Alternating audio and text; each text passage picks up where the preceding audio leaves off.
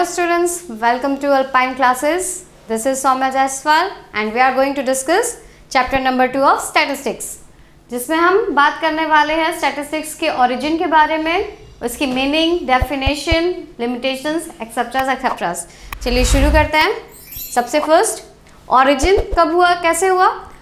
तो statistics words origin हुआ था जिसे इंग्लिश में statistics कहते हैं, ठीक है, जो कि डिराइव हुआ है लैटिन वर्ड स्टेटस से, ठीक है. एंशिएंट टाइम्स को स्टेटस इस तरीके से लिया जाता था, और जिसका इटालियन वर्ड है स्टैटिस्टिका और जर्मन वर्ड स्टैटिस्टिक, ठीक है. इन चीज़ों को आप नोट कर लीजिए या याद कर लीजिए, थोड़ा सा इजी भी है बट आपके मल्टीपल चॉइस क्वेश्चंस में पूछे जाते हैं, और ओरिजिन में ये सब लिखना भी होता है अगर आप थ्योरी भी दे रहे हो तो. सो इसका first derived Latin word status, Italian statistica और जर्मन स्टैटिस्टिक. मीनिंग क्या होती है स्टैटिस्टिक्स की? तो अगर ब्रॉडली डिफाइन करते हो स्टैटिस्टिक्स को आप दो टाइप में ले सकते हो, प्लूरल और सिंगुलर, ठीक है. बट देखते हैं यहाँ पे, broadly speaking the word statistics means statistics are statistical data, ठीक है. प्लूरल या statistical method or science of statistics, statistics plural of the word statistic. तो जैसा कि हमने बोला दो तरीके से, प्लूरल एंड सिंगुलर. तो प्लूरल में क्या है, statistics are statistical data, और दूसरा statistical method और science of statistics, ठीक है. और इन statistics ही स्टैटिस्टिक्स का प्लूरल है. इतना देख जब समझ गए, चलिए अब आगे देखते हैं. प्लूरल मीनिंग में स्टैटिस्टिक्स में क्या क्या चीज़ें आती हैं? तो numerical data relating to an aggregate of individual, aggregate of individuals. आपको ये फैक्ट समझना होगा. प्लूरल कैसे हुआ? इंडिविजुअल्स के डेटाज हैं यहाँ पे, बट उसको एग्रीगेट करके लिया गया है, that why it is plural, ठीक है. यानी कि हम यहाँ पे किसी एक इंडिविजुअल की इनकम या उसकी एज या फिर उसकी हेल्थ कंडीशंस को नहीं लेते हैं. हम यहाँ पे ग्रुप ऑफ इंडिविजुअल्स के हेल्थ कंडीशंस, हाइट्स, वेट्स, इन सारी चीज़ों को यहाँ पे कैलकुलेट करते हैं, that is why this is plural. In singular form statistics में क्या आता है? The science of collecting, analysing and interpreting such data. यानी कि हम जो डेटा कलेक्ट कर रहे हैं, मतलब जो भी जिस तरीके का भी डेटा हमें चाहिए उसको कलेक्ट करना, एनालाइज करना और इंटरप्रेट करना. तो ये एक सिंगुलर मेथड के रूप में भी आप स्टैटिस्टिक्स को यूज़ करते हो, ठीक है. आगे बढ़ते हैं. Definition of statistics. Definition of statistics भी बहुत सारे टर्म्स में दी गई हैं, just like definition of statistics as statistical method और साइंस ऑफ स्टैटिस्टिक्स, ठीक है. यानी कि जिसमें स्टैटिस्टिक्स को एक मेथड या साइंस के रूप में प्रेजेंट किया गया है. दूसरा क्या है? Definition of statistics as a statistical data और न्यूमेरिकल डेटा, या फिर स्टैटिस्टिक्स एज अ सब्जेक्ट. यानी कि कुछ ऐसी डेफिनेशंस हैं जिन्होंने वहाँ पे स्टैटिस्टिक्स को सिर्फ सिंगुलर फॉर्म में ही प्रेजेंट किया है. फिर उसके अलावा कुछ ऐसे भी हैं जो जैसे कि यहाँ पे डेफिनेशन बताई जा रही है किसकी? बाउले की. उन्होंने 3 डेफिनेशन ऑफ स्टैटिस्टिक्स दिए हैं, ठीक है. Is the science of counting. सबसे पहले उन्होंने बताया क्या? स्टैटिस्टिक्स को साइंस ऑफ काउंटिंग, ठीक है. इसे आप नोटिफाई कर लीजिए, क्योंकि हर जगह आपके जो मल्टीपर्पज चॉइस क्वेश्चन है एंट्रेंस एग्जाम में या फिर बाकी नेट एग्जाम्स में भी आपको ये पूछा जाता है कि बाउले ने स्टैटिस्टिक्स को किस तरीके से डिफाइन किया गया है, किन किन वेज में. सो सबसे पहला क्या है? Science of counting. बाउले ने स्टैटिस्टिक्स को साइंस ऑफ काउंटिंग कहा है. Then science of averages.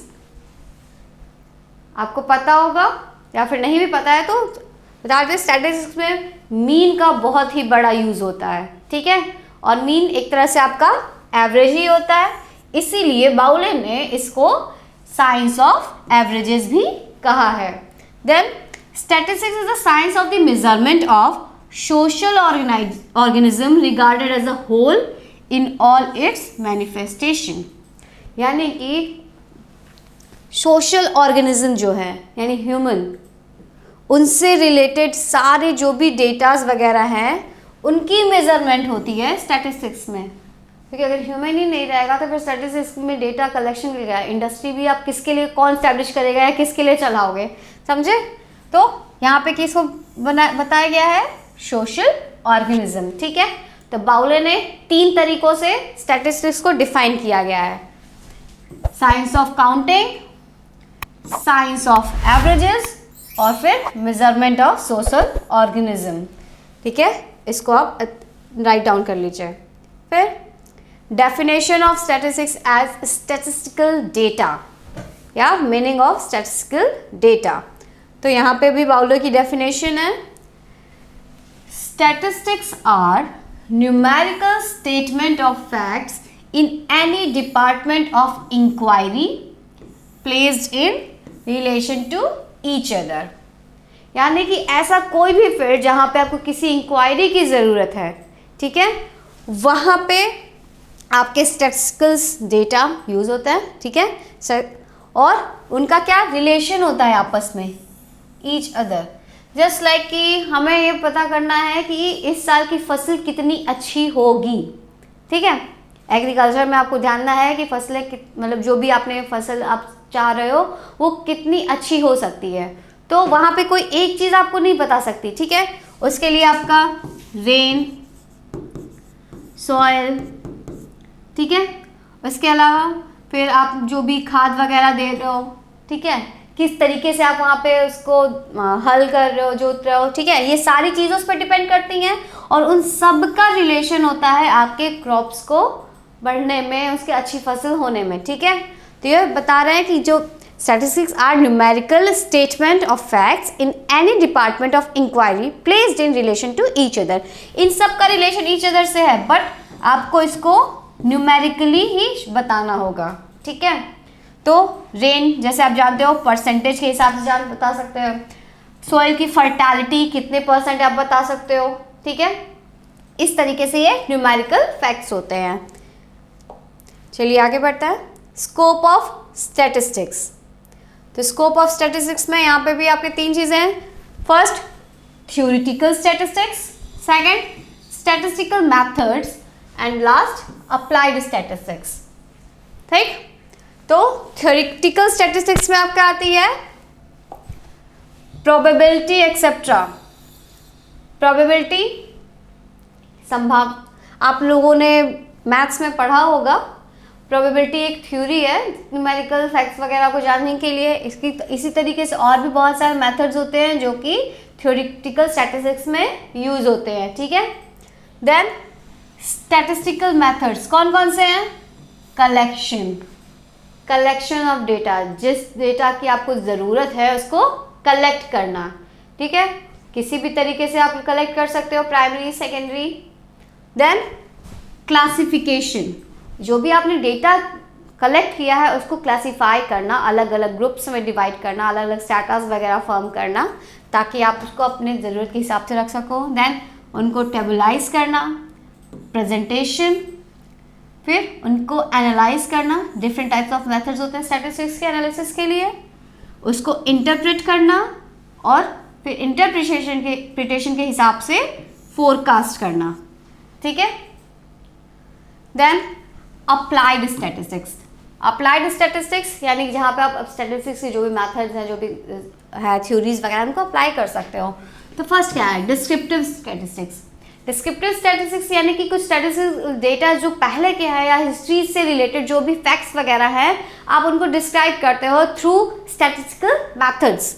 इसके बाद है साइंटिफिक स्टैटिस्टिक्स, यानी कि जो भी थ्योरीज वगैरह हैं उनसे आप न्यू फैक्ट्स फाइंडिंग्स करते हो ताकि आप यानी कि जस्ट लाइक कि ये साइंटिफिक स्टैटिस्टिक्स भी आपका यहीं पे आ जाएगा कि आप फाइंड कर रहे हो अपने लिए कुछ भी डेटास वगैरह जो भी जिसकी भी आपको ज़रूरत है उनको कलेक्ट करना, टेबलाइट करना, प्रेजेंट करना, एनालाइज करना, इंटरप्रेट करके फिर फोरकास्ट करना ताकि आपकी ज़रूरतें पूरी हो सके। आगे बढ़ते हैं, statistical method of descriptive statistics. तो डिस्क्रिप्टिव स्टैटिस्टिक्स में कौन कौन से स्टैटिस्टिकल मेथड्स यूज होते हैं? सबसे पहले है आपका कलेक्शन ऑफ डेटा।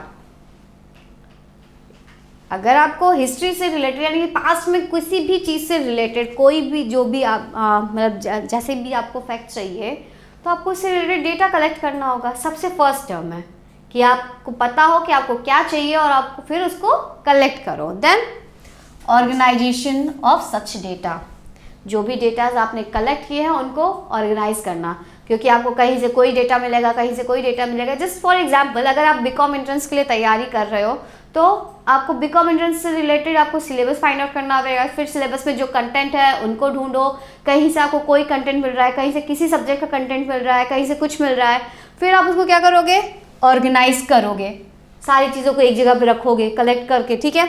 फिर उनको क्लासीफाई और टेबुलेशन करोगे, यानी मैथ्स के जो भी कल आपको मिला है कंटेंट उसको एक जगह रखना, बैंकिंग से रिलेटेड कंटेंट को एक जगह पे रखना, ठीक है। ये हो गया आपका क्लासिफिकेशन और टेबुलेशन। फिर प्रेजेंटेशन, यानी कि सबको आपने अलग अलग कर लिया है, देन उसको आप एक अलग से पेपर में या फिर कॉपी में आप अच्छे से उसको रख रहे हो, प्रेजेंट कर रहे हो, ताकि आपके लिए वो आसान हो सके, या फिर आपसे किसी ने मांगा पढ़ने के लिए आप उसको भी दे सको। एनालाइज करोगे और उसको फिर अपने हिसाब से इंटरप्रेट भी कर लोगे, राइट। चलिए आगे बढ़ते हैं। स्टैटिस्टिकल मेथड्स ऑफ इन्फेरेंशियल स्टैटिस्टिक्स, ठीक है। इन्फेरेंशियल स्टैटिस्टिक्स यानी कि आप किसी भी मतलब एक इन्फेरेंशियल स्टैटिस्टिक्स यानी कि आप एक रिजल्ट को कंक्लूजन की तरफ आते हो, बट वो राइट कंक्लूजन आपका नहीं होता है। आप अपने स्टैटिस्टिक्स के जो भी डेटा कलेक्ट आपने किए हैं उनके बेसिस पे एक अपने लिए एक फोरकास्ट करते हो, वही आपका इन्फेरेंशियल स्टैटिस्टिक्स होता है। उसमें क्या है, प्रोबेबिलिटी थ्योरी, सैम्पलिंग थ्योरी और फोरकास्टिंग, ठीक है। क्या क्या इसमें आता है, प्रोबेबिलिटी थ्योरी। प्रोबेबिलिटी थ्योरी यानी कि क्या हो सकता है, ठीक है। अगर जैसे लाइक कि प्रोबेबिलिटी कितनी है कि अगर अब यहाँ पे 40% रेन बारिश हो रही है तो खेती की कितने अच्छे होने की प्रोबेबिलिटी है, ठीक है। कितनी संभावना है कि इस बार खेती अच्छी होगी, या फिर हमने इस तरीके का खाद वगैरह डाला है, इतनी अच्छे से इरिगेशन वगैरह पानी वगैरह दिया हुआ है, तो इसका खेती पर क्या असर होगा, दैट इज प्रोबेबिलिटी, आप उसमें पढ़ते हो। फिर सैम्पलिंग थ्योरी। सैम्पलिंग क्या है, जो भी आपने कलेक्शन डेटा किया उसको प्रेजेंटेशन के लिए, रिसर्च वगैरह करने के लिए आप सैम्पलिंग थ्योरीज को यूज़ करते हो। और देन लास्ट फोरकास्टिंग, ठीक है। ये आपके इन्फेरेंशियल स्टैटिस्टिक्स में आते हैं। चलिए बिजनेस स्टैटिस्टिक्स। बिजनेस स्टैटिस्टिक्स यानी कि बिजनेस में स्टैटिस्टिक्स का यूज होना, जो कि एक न्यू ब्रांच है स्टैटिस्टिक्स का। चलिए देखते क्या है। A new branch of statistics called business statistics under applied statistics has been developed. तो ये किसके अंडर में आया है, आपके अप्लाइड स्टैटिस्टिक्स में, ठीक है।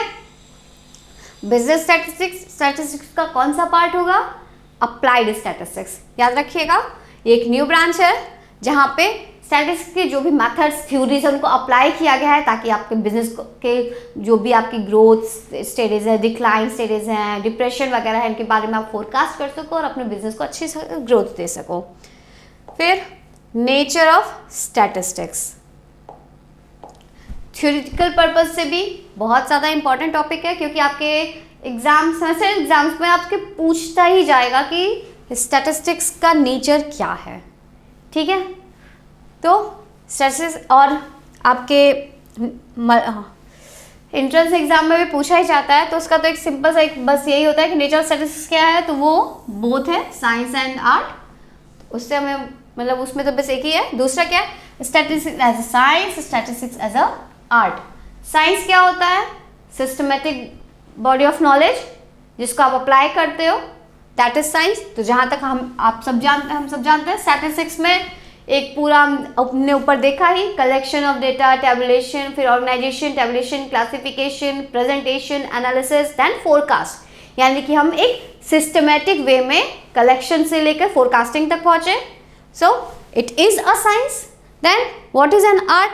आर्ट क्या है, आपके जो भी स्किल्स हैं, एक्सपीरियंस है, उनको अच्छे से प्रेजेंट करना, राइट। तो स्टैटिस्टिक्स में वो भी होता है, जो भी स्किल्स वगैरह है उनके बेसिस पे ही ना आप कलेक्शन करते हो, टेबुलेशन करते हो। Means that's why this is both science और आर्ट, दोनों ही है स्टैटिस्टिक्स, ठीक है। चलिए आगे बढ़ते हैं। Limitations of statistics. क्या क्या लिमिटेशंस हैं स्टैटिस्टिक्स के? The very first, statistics does not study individual items, deals with aggregates. जैसा कि मैंने आपको शुरुआत में ही बताया, किसी भी एक पर्सन से रिलेटेड कोई भी इंफॉर्मेशन को आप स्टैटिस्टिक्स नहीं कह सकते, ठीक है। स्टैटिस्टिक्स क्या है? कलेक्शंस है, कलेक्शन ऑफ डेटा। और यहाँ पे एग्रीगेट लेते हैं, यानी कि जैसे कि पर कैपिटा इनकम अगर हमें निकालना है, ठीक है, तो उसके लिए हम हर एक इंडिविजुअल के इनकम को देखेंगे और फिर उसको डिवाइड कर देंगे। सेम थिंग, तो हमने एग्रीगेट को चुना, ना कि एक इंडिविजुअल को। इंडिविजुअल से रिलेटेड कोई भी डेटा, जैसे लाइक कि वन पर्सन का बर्थ या डेथ या उसकी हेल्थ कंडीशंस या फिर उसकी इनकम, उसके स्टैंडर्ड ऑफ लिविंग, हमें किसी भी एक पर्सन के किसी भी फैक्ट से कोई भी रिलेशन नहीं होता स्टैटिस्टिक्स का, ठीक है। आगे बढ़ते हैं। स्टैटिस्टिकल रिजल्ट में be misleading if quoted without context, ठीक है। अगर हमारे पास फुल प्रूफ कॉन्टेक्स्ट नहीं है तो उसके मिसलीडिंग इफेक्ट्स भी हो सकते हैं। जस्ट लाइक कि अगर हमने बोलिया कि बारिश भाई 10% ही हुई थी, इस वजह से खेती अच्छी नहीं हुई, लेकिन क्या सिर्फ इतना ही आपको ज़रूरी है कि यार इस बार बारिश अच्छी नहीं हुई तो खेती अच्छी नहीं होगी? आप इरिगेशन कर सकते हो, आप अपने बांध वगैरह से बांध रख सकते हो, पंपिंग सेट वगैरह भी होते हैं, सिंचाई तो आप किसी भी तरीके से कर सकते हो, तो उसका फैक्ट अदर भी हो सकता है ना। ये भी हो सकता है कि आपने जो खाद वगैरह डाले थे वो अच्छे नहीं थे, या फिर फसल जो आपकी सॉइल की जो फर्टिलिटी है वो कम हो गई थी, इस वजह से हो सकता है, ठीक है। तो उसको राइट कॉन्टेक्स्ट में आपको किस फैक्ट को किस जगह पे किस तरीके से यूज़ करना है ये आपको आना चाहिए, वरना आप स्टैटिस्टिक्स का ब्लंडर भी कर सकते हो। Then statistics studies only quantitative data, ठीक है। क्वालिटेटिव डेटा का स्टडी आप नहीं कर सकते। जस्ट लाइक अकाउंट्स के स्टूडेंट्स हो तो आपको पता ही होगा, अकाउंट सिर्फ और सिर्फ न्यूमेरिकल फैक्ट्स में यूज़ होता है, ठीक है, जिसको आप मेजर कर सकते हो। सेम चीज़ यहाँ पे भी है, जिसको भी आप क्वांटिटी में यानी कि इन नंबर्स में आप बता सकते हो, उनकी ही स्टडी यहाँ पे करते हैं। बाउले ने भी इसीलिए कहा है स्टैटिस्टिक्स को study of numbers. Then statistical results are true on the average and in the long run. तो ये कब सही होते हैं? एवरेज बेसिस पे और in long run. Short run में आप कितना मतलब अगर आप छोटे से टाइम पीरियड में अगर आप लोगे तो आपको उतना बेहतर रिजल्ट नहीं मिल पाएगा। आपको फोरकास्टिंग करनी है तो कम से कम मिनिमम आपको 6 महीने या 1 साल का टाइम लेना होगा, तब आपके पास कलेक्शन ऑफ डेटा होगा और आप किसी भी चीज़ को फोरकास्ट कर सकते हो, ठीक है। जैसे किसी भी प्रोडक्ट को अगर लॉन्च करना है तो उसके प्रोडक्ट की लाइफ साइकिल भी 4 तरीके की होती है, ठीक है। इंट्रोडक्शन, मैच्योरिटी, डिक्लाइन, ग्रोथ, 4 हो गए ना। तो इसके लिए आपको लॉन्ग रन में ही जाना होता है। फिर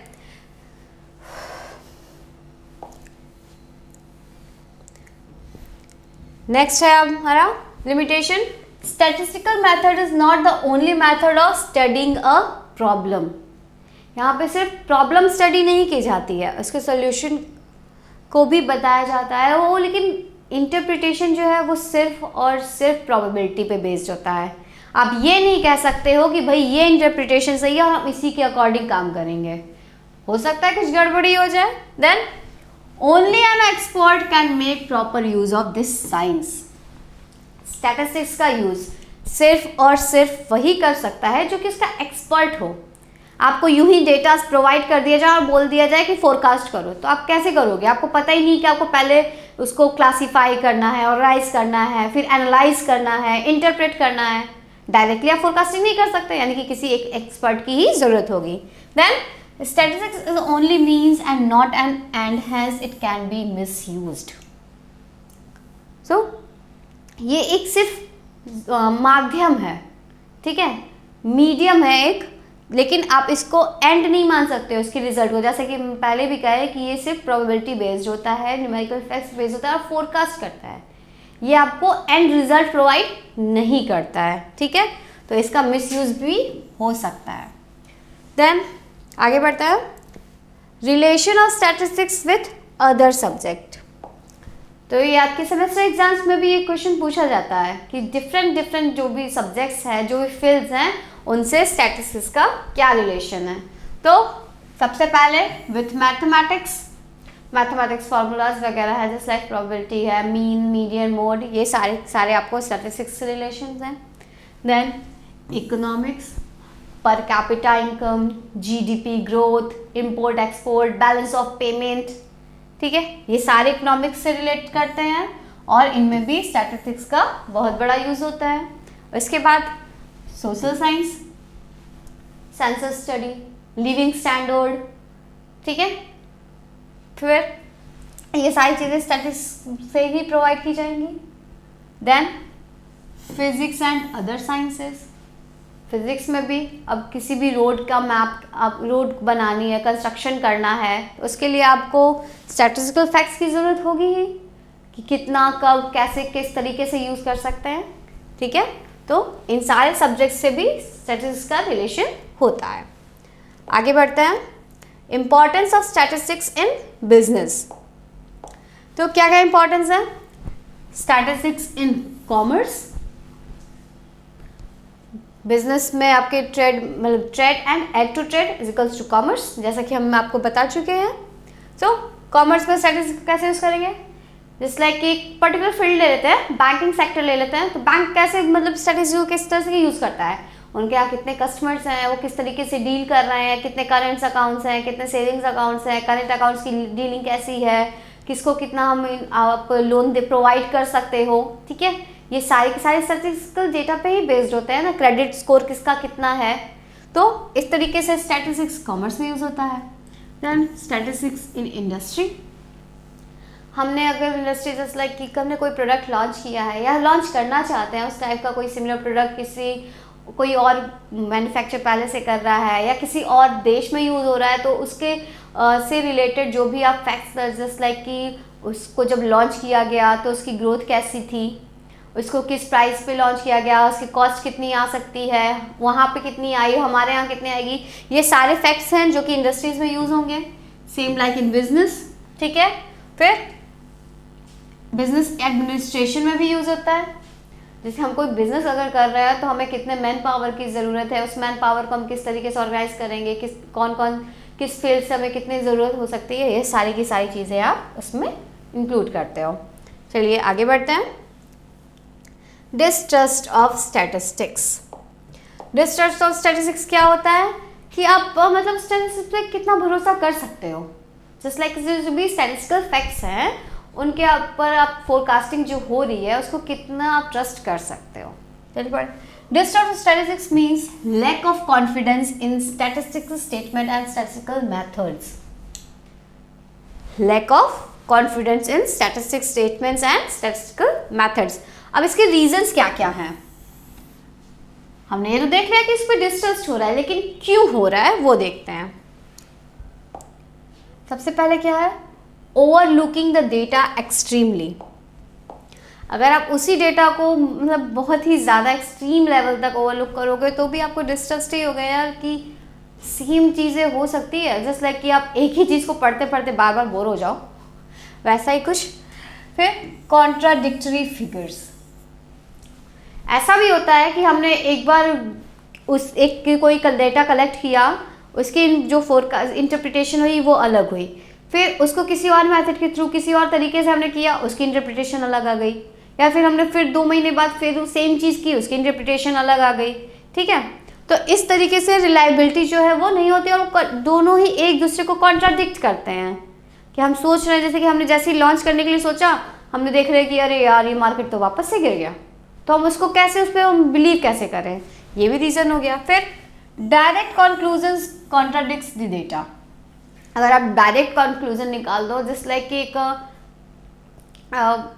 आपके अगर पढ़ोगे स्टैटिस्टिक्स बुक में तो आपको एक मीन से रिलेटेड एक थ्योरी मिलती है कि नदी पार करने के लिए एक नदी की गहराई को देखा गया, ठीक है, और जितने पर्सन थे सबकी एवरेज हाइट निकाल ली गई, ठीक है, मीन निकाल लिया गया, और उसके बेसिस पे जस्ट लाइक कि कोई 6 फुट का था और कोई 3 फुट का ही था, नदी की गहराई जो थी 4 फुट की थी।